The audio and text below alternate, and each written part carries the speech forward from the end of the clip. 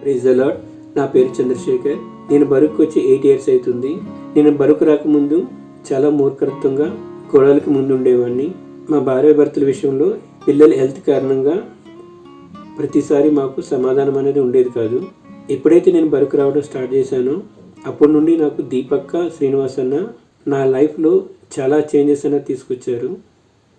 నేను ఏ విధంగా ఉంటే నేను పిల్లల విషయంలో వాళ్ళకి నచ్చుతాను, నేను ఏ విధంగా మార్చుకుంటే నా భార్య విషయంలో నేను తనకు నచ్చుతాను అన్న విధంగా నన్ను వాక్యం ముందు పెట్టి ప్రతి ఒక్కటి నన్ను మార్చారు. ఇప్పుడు మా విషయంలో దీపక, శ్రీనివాస్ అన్న మాకు మేలు కలగాలని చూశారు, కానీ ఎప్పుడు చెడు అన్నది ఇప్పుడు మా లైఫ్లో జరగలేదు. మేము వాళ్ళ ద్వారాగా ఇప్పుడు మేము సమాధానంగా మేము ఫ్యామిలీ సంతోషంగా ఉన్నాం. Thank you lord. నా పేరు చంద్రలత. మేము బరువుకి 8 years నుంచి రావడం అనేది జరుగుతుంది. మేము ఫస్ట్ ఒక హిందూ బ్యాక్గ్రౌండ్ నుంచి రావడం అనేది జరిగింది. ఇది మేము ఎలా వచ్చాము అనేది కూడా నేను చెప్తాను.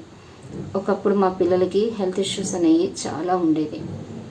ఎలా అంటే ఆ హెల్త్ ఇష్యూస్ వల్ల మేము తట్టుకోలేని పరిస్థితి, సూసైడ్ దాకా కూడా వెళ్ళాము. అలాంటి ఆలోచన వరకు వెళితే అలాంటి పరిస్థితుల్లో దేవుడు దీపక్క ద్వారా నా పిల్లలకి హీలింగ్ చేయడం అనేది జరిగింది. ఇప్పుడు వాళ్ళు పెద్ద అయిపోయి చాలా హ్యాపీగా కూడా చాలా హెల్తీగా కూడా ఉన్నారు. అలాగని మమ్మల్ని అప్పటి నుంచి అద్భుత కార్యాలు, ఆశ్చర్య కార్యాలు వీటిపైన మమ్మల్ని ఏం నడిపించలేదు. ఎప్పుడు కూడా వాక్యం ముందు పెట్టి వాక్యానుసారంగా నేను నా లైఫ్ని నేను ఎలాగ మార్చుకోవాలి అనేది నాకు నేర్పించారు. ఇంకా నా ఆలోచన, నా మాట, నా ప్రవర్తన, ఇదే నా ప్రార్థన.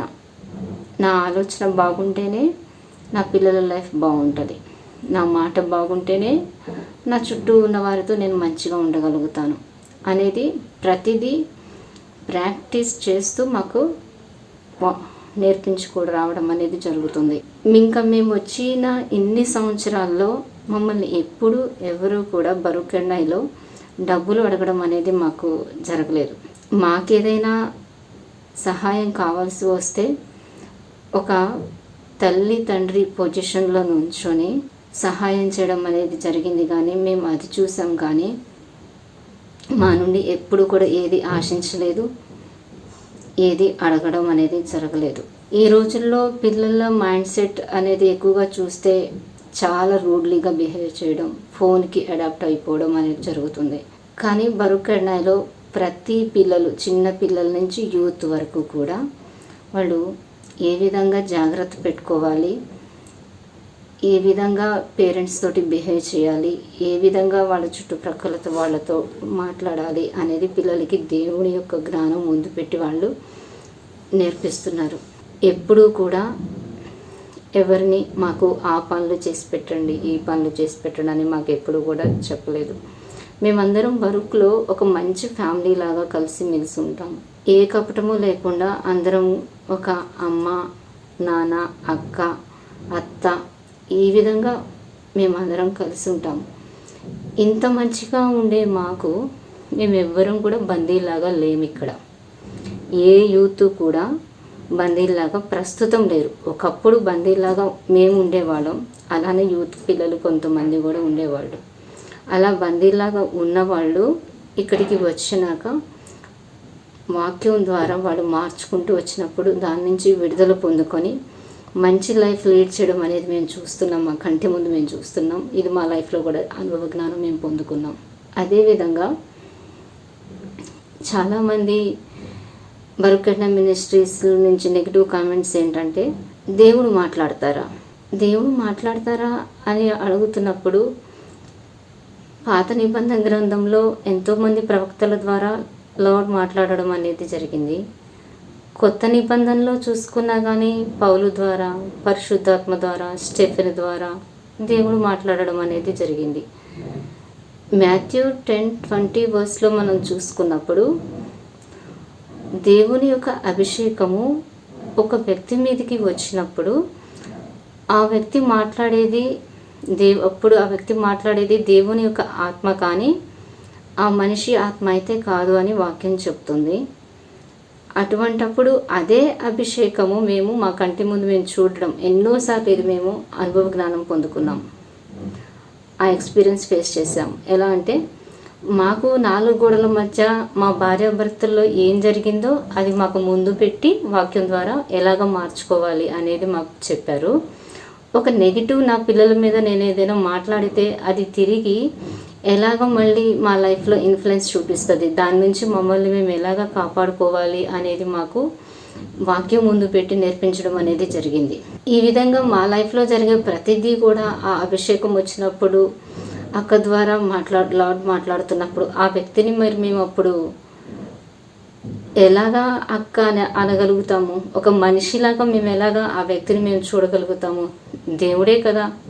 స్టెఫెను ఏ విధంగా శాస్త్రులు పరిచయాల ముందు మాట్లాడాడు, పౌలు ఏ విధంగా పరిశుద్ధాత్మతోటి నిండుకొని 13 చాప్టర్లో అపోస్తల కార్యాలు 13వ అధ్యాయంలో మాట్లాడగలిగాడు, అదేవిధంగా ఇక్కడ మేము కూడా అనుభవ జ్ఞానం అనేది పొందుకున్నాము.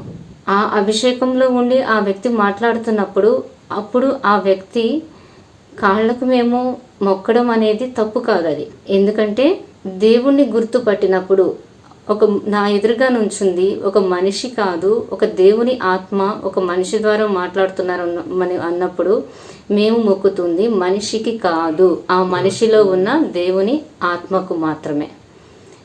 అబ్రహాం దగ్గరికి 3 వ్యక్తులు వెళ్ళినప్పుడు దేవుడికి మాత్రమే అబ్రహాం మొక్కడం అనేది జరిగింది. షూనేమీరాలు ఒక ప్రవక్తికి మొక్కడం అనేది జరిగింది. ఒక యెహోషాపాతు ప్రవక్తలకి మొక్కడం అనేది అక్కడ జరిగింది. ఈ విధంగా చూసుకుంటే చాలా అప్పుడు పెద్దల్లో కూడా మొక్కుతారు. అలాంటప్పుడు ఎదురుగా మాకు ఉన్నది దేవుని ఆత్మ మాట్లాడుతుంది అన్నప్పుడు మొక్కడంలో తప్పేమీ లేదు. అక్కడ మేము మొక్కుతున్నది మనిషికి కాదు, దేవుని యొక్క ఆత్మకి, ఆ అభిషేకానికి మేము మొక్కడం అనేది అక్కడ జరుగుతుంది.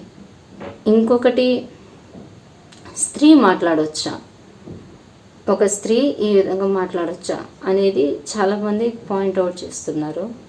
స్త్రీ అని లేదు, పురుషుడని లేదు, కానీ దేవుని దృష్టిలో ఇద్దరూ ఒకటే.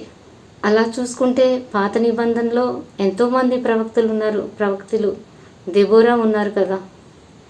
ఆమె ఒక రాజ్యాన్నే నడిపించింది. అప్పుడు ఒక రాజు ఆమె వెనకగా వెళ్ళాడు యుద్ధానికి.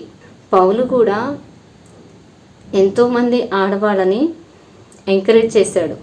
ఏ విషయంలో ఆడవాళ్ళని మాట్లాడొద్దన్నాడు అనేది ఇది దేవుడు మాకు దాని వెనకాల ఉన్న మర్మం ముందు పెట్టి నేర్పించడం అనేది జరిగింది. ఇది మీకు కూడా క్లారిటీగా ఉండాలి, తెలుసుకోవాలి అనుకుంటే మా బరుకైన మినిస్ట్రీస్లోనే ఉంది. స్త్రీ మాట్లాడవచ్చా అనేది ఒక లింక్ అనేది ఉంది. అది మీరు చూసి మీకు ఏదైనా డౌట్స్ ఉంటే దాని ద్వారా క్లియర్ చేసుకోవచ్చు. ఇక్కడ ఎవరు మేము బందీలాగా లేము, చాలా హ్యాపీగా ఉన్నాం. మా భర్త తోటి, మా పిల్లలతోటి చాలా సంతోషంగా ఉన్నాము. ఎవరు మమ్మల్ని ఏది ఆశించట్లేదు. ఒక వ్యక్తిని గురించి నెగిటివ్గా మాట్లాడుతున్నాము అంటే అది రూఢి అని తెలుసుకోకుండా ఎలా మాట్లాడగలుగుతాము?